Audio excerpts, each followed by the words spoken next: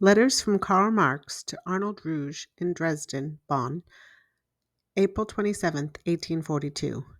Dear, you must not be impatient if I postpone my contributions for a few more days. Bauer will perhaps report to you orally how all manner of external confusions have made work impossible during this month. Nevertheless, I am almost finished. I will send you 4 articles: one on religious art, 2 on romantics, 3 the philosophical manifesto of historical school of law, 4 the positive philosophy, which I have tickled a bit. The articles hang together in content. The piece on religious art you will receive in duodecimio form. As the thing has grown almost into a book, and I got into all kinds of investigations, which will take more time, I gave up my plan to settle in Cologne, as life there is too bustling, and through sheer good friends one does not attain philosophy. I sent a long article on the Rheinische Zeitung on our recent Rheinische Landtag, with a frivolous introduction to the Preußische Staatszeitung. On the occasion of the debates of the press, I will return with an article on censorship and freedom of the press. For the time being, I will remain in Bonn. It would be a pity if nobody remained here to irritate the holy ones, the Ologians and university faculty.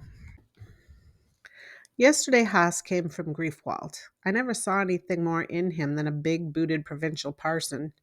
He also spoke altogether like a booted provincial parson, knew nothing of God and the world, is preparing multi-volume editions of a tedious Anselm to Canterbury, on which he had worked for 10 years. Thinks that's the present criticism in a moment that has to be overcome, speaks of religiosity as a product of life experience, by which he probably means his flourishing pedagogy and his fat belly, for his fat bellies undergo all kinds of experience, and, as Kant says, when it's behind, it's an F, and if above, a religious inspiration. The pious Haas with his religious constipations. What I've learned here from your letters about Vatke's lack of, quote, full heart was highly amusing. This super clever diplomatic Vatke, who would so like to be the greatest critic and the greatest believer and who always knows best, is now viewed by one party as having no heart and by the other as having no head.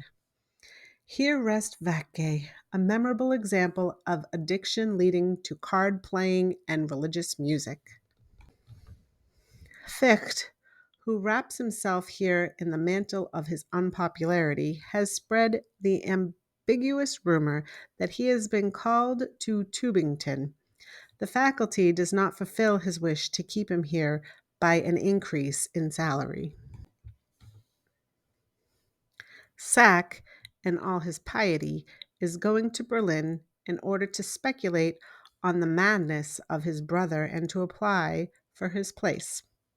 Nothing but war and dissoluteness, says Theresias, and even if one cannot reproach this university with war, at least it is not lack of dissoluteness.